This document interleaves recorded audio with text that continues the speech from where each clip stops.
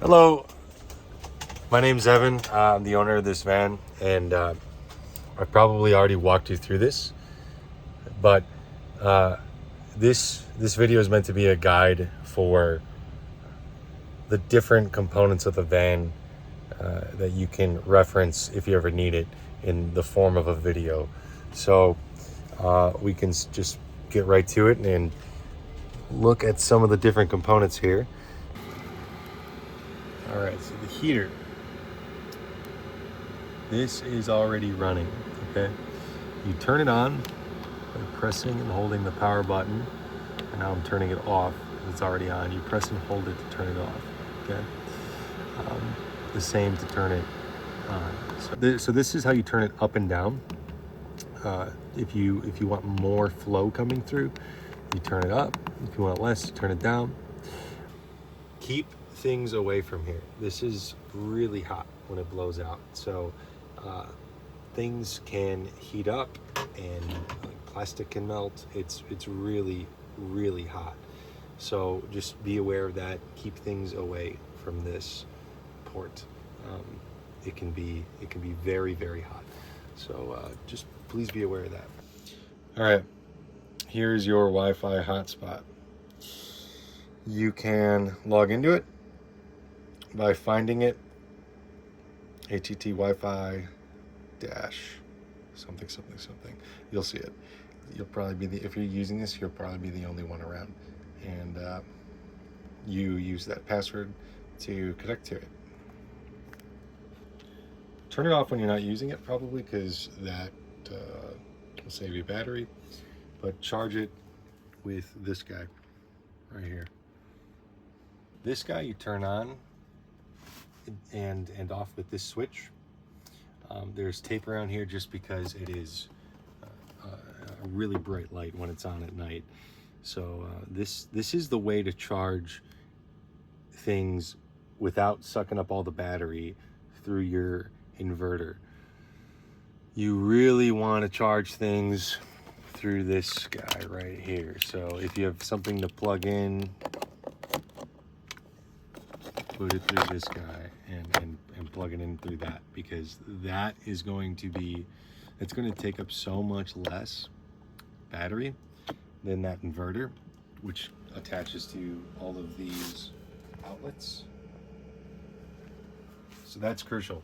Always use this over anything else. It's 5 amps, it's a lot of amperage. So turn it off when you're not using it, because that sucks up a lot of amperage. All right, so this fan is turned. You can change the timer here. This is the timer button. And this is the speed.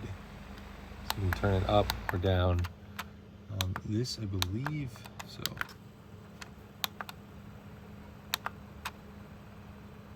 I think that's the lowest time setting, so it'll turn off after less time, and this is the highest time setting, and if it's off, it just keeps running, doesn't stop.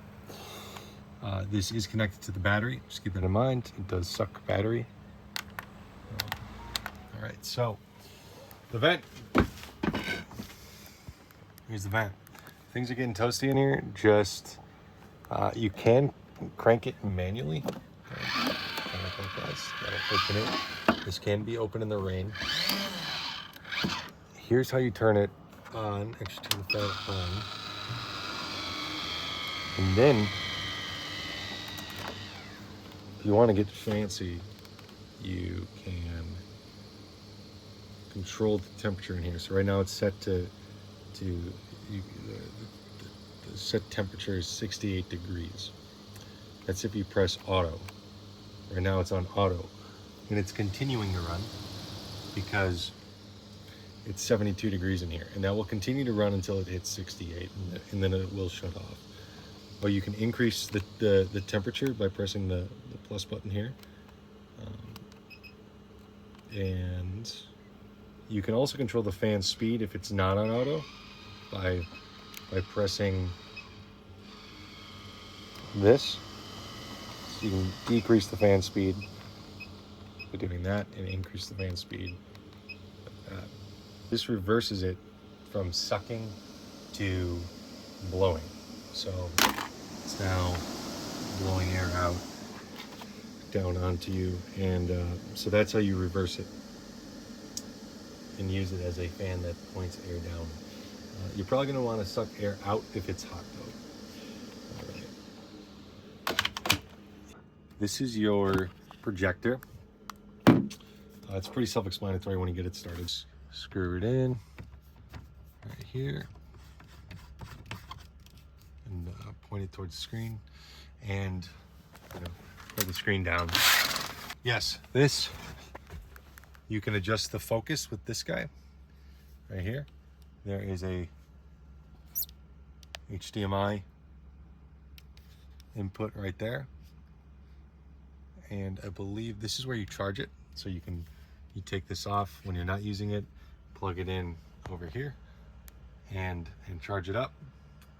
It takes a while to charge, like 4 hours to charge, so keep that in mind. Here's your battery operated fan. Fire alarm / carbon monoxide alarm. Your closet and towels are in there.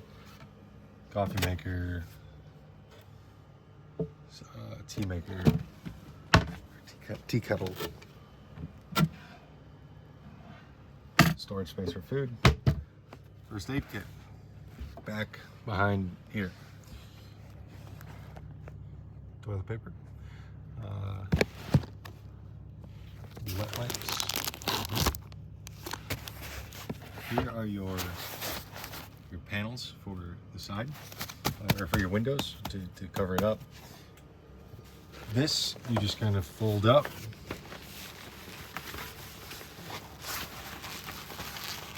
And really hard to do with one hand. Latch it right there. You get the idea. There we go. All right. You do the same on that side, and boom, you're looking out into the beautiful parking lot of Experience Fitness. It's that. You can do that all around. You can take them off if you're in the middle of nowhere and it's warm out. Or, well, this does protect you from heat as well, so you want to keep these up if it's warm. But it is nice to have all these things off, and you're just surrounded by nature. It's pretty nice. This is a mechanism that hopefully will be improved by the time you use this, but this is the leg of the table. It just kind of sits in this groove underneath. It sits in a groove there. It's very unstable. My apologies for that. It's the way it was designed. I just haven't had time to improve it. It does work. Don't put too much weight on it when that thing's not there. And ultimately, you're probably going to be using this thing while the thing's not there, because it's not a great system. So anyways, that's that. The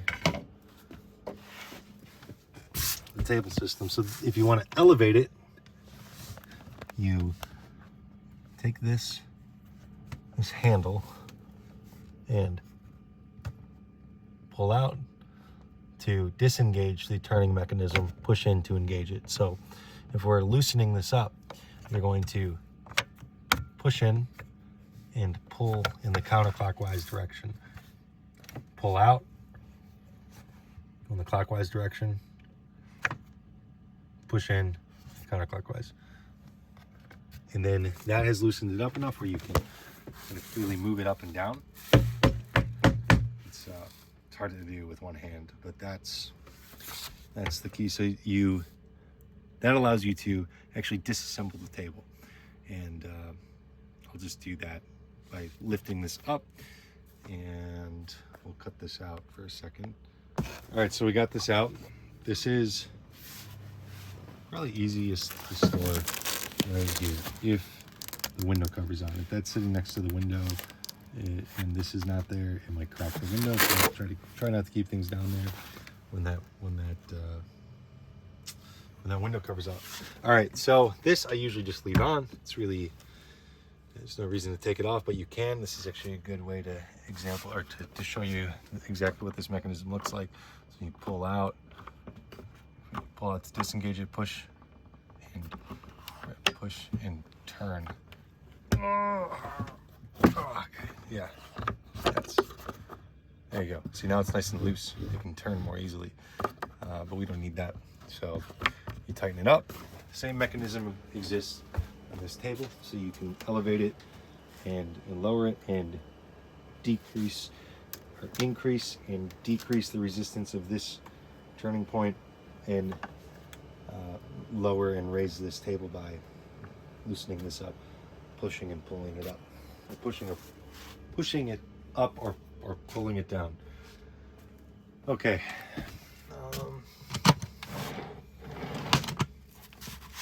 The bed.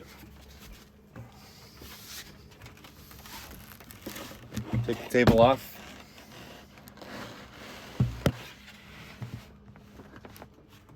And you slide this with the front facing forward.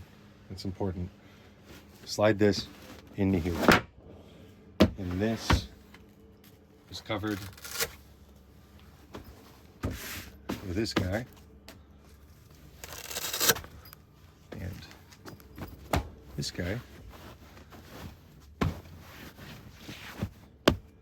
Here's your bed. You can use the 2-inch foam memory topper, or 2-inch memory foam topper on this. I'd recommend it because your elbows tend to kind of fall in here. It gets a little uncomfortable. This is your electrical system. So you have your solar chargers right here. Right now that's bringing in, it's a cloudy day, it's still bringing in 13.4 amps. That's really good. For a cloudy day, that's crazy. Wow. This is your DC to DC battery charger. This takes power from the van's battery, or from the van's alternator, into this, kind of steps it down so it's not stressing the alternator, and then puts it into the batteries. Here's your fuse panel. There is a piece of paper that tells you which fuse each of these is. It's in the dash, that guy right there, if you lift that up. This is your inverter. So this is what sucks up all the power. This is where you turn it on. Boom, it's running. Turn it off. It's off. Again, keep that thing off when you can. If it gets bumped and it's on for more than a few hours, it will drain your battery bank. These are all new batteries. They're each 100 amp hours, so you have 300 amp hours in here. Keep in mind it shuts everything off when it hits to 20% of 300 amp hours. So once you hit 60 amp hours, it shuts everything off because it doesn't want to drain the batteries too far. This is your fuse. I guess this is your breaker. Sometimes if something gets overrun or something, just turn that off and on again. That does the trick. Also, if you ever have a problem with the electrical system, sometimes, and this only occurs, this has occurred once when I was doing work on this. All you need to do is restart the van, and that kind of resets the system. So check your fuses if something's not working. It's probably that. I never had a fuse give out on this. The toilet. All right, the fun stuff. Here we go. First of all, lights for the toilet. In here, dimmer. All right, so first of all, when you're going to use this, open the latch first. What that does is that controls that latch right there. Make sure that's all the way shut when you're done by closing that lever all the way. And if you're going to flush, use this. if you're going to empty it, okay, yeah, we should go through that. This up. All right, here in the back of the toilet, you move this lever and then lift up. It separates the toilet from the bottom portion of the toilet. This guy, you rotate outwards, unscrew it, and dump it out. Turn it back, put this guy back on, push down, lift up, make sure it's secure. Boom, done.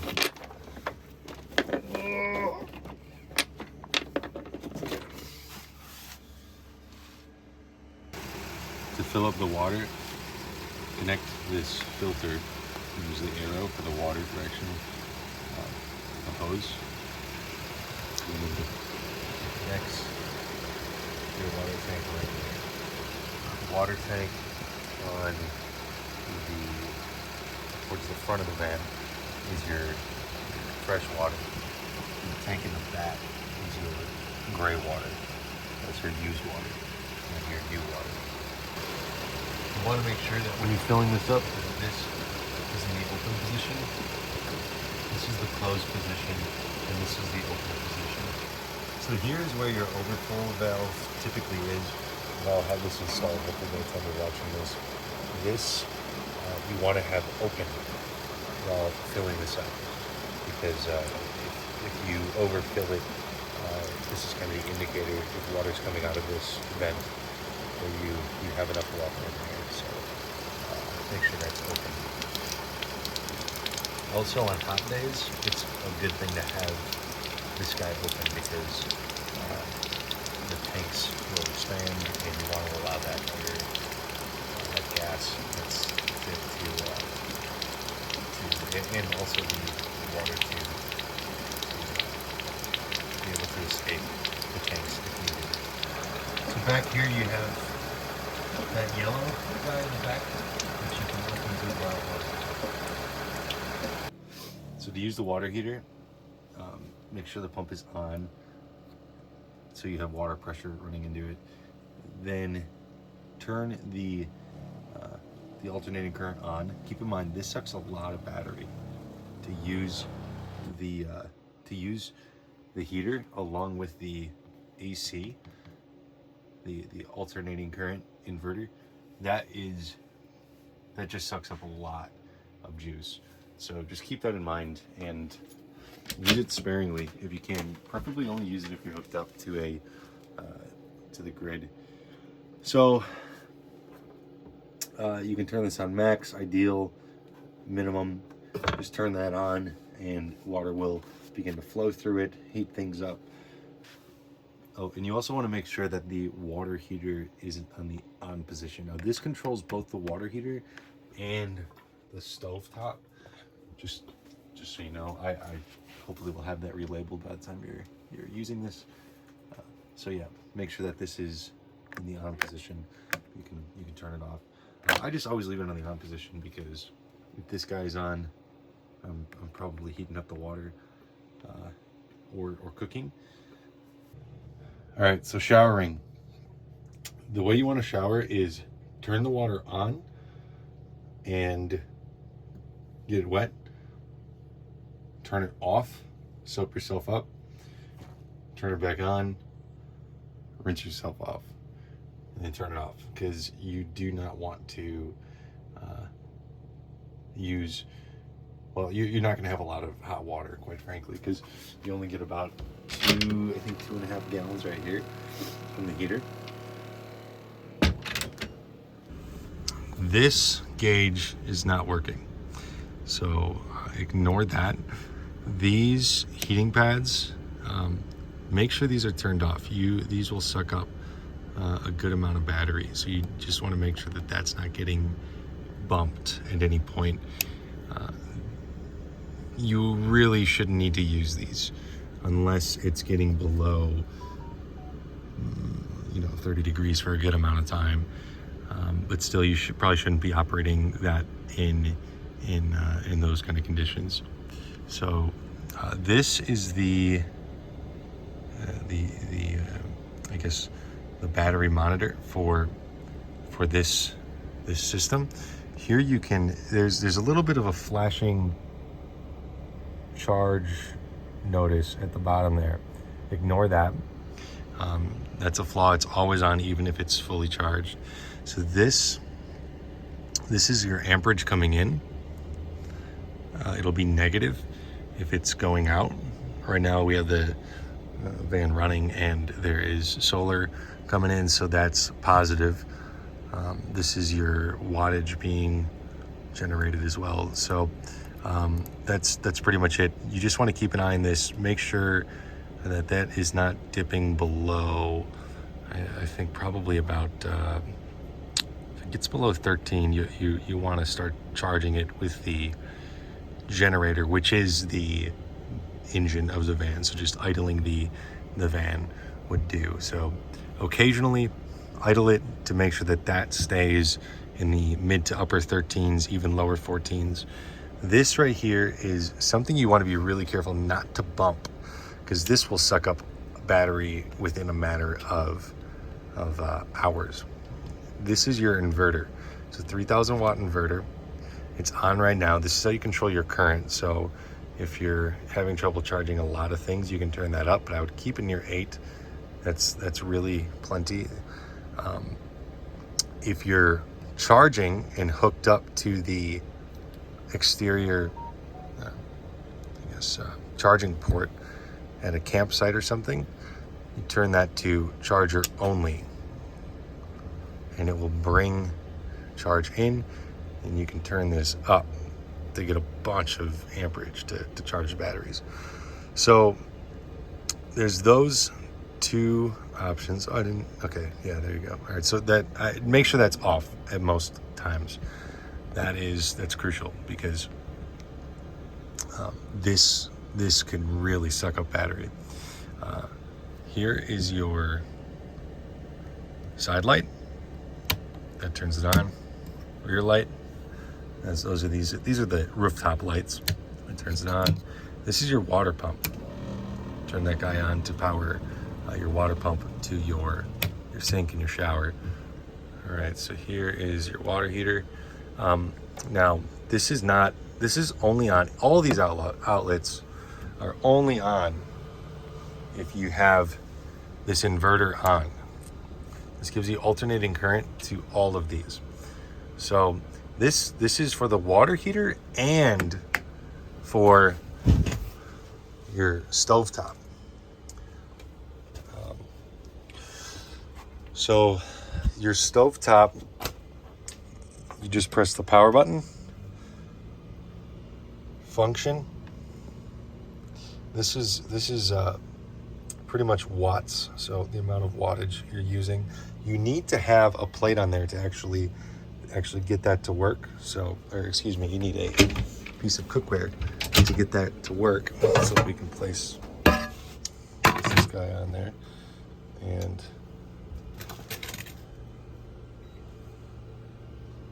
function, it's your wattage.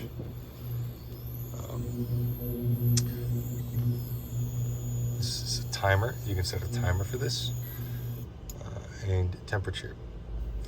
So you can set it to either one of these, and I think you can. So the timer, you set the timer, and then you set the temperature.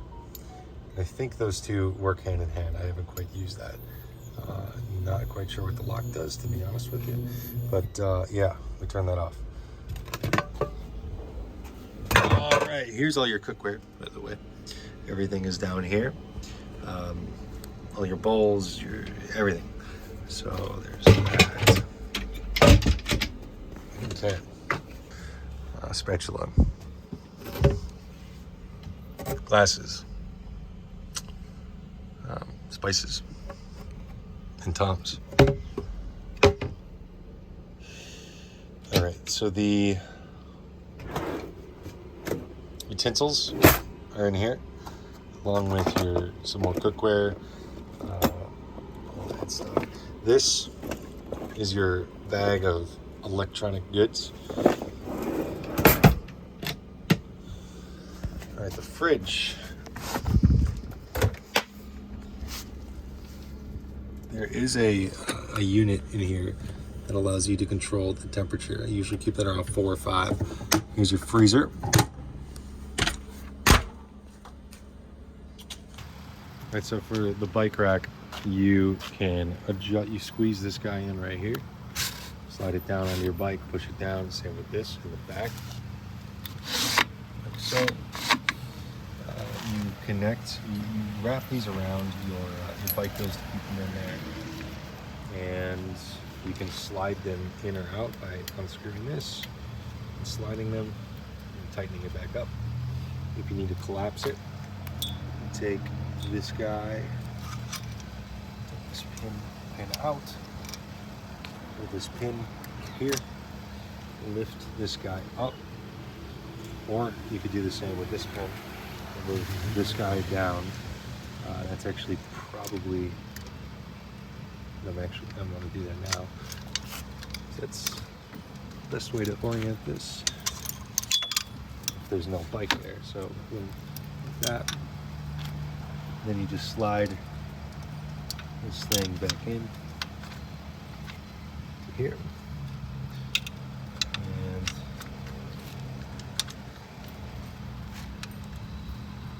pin through it.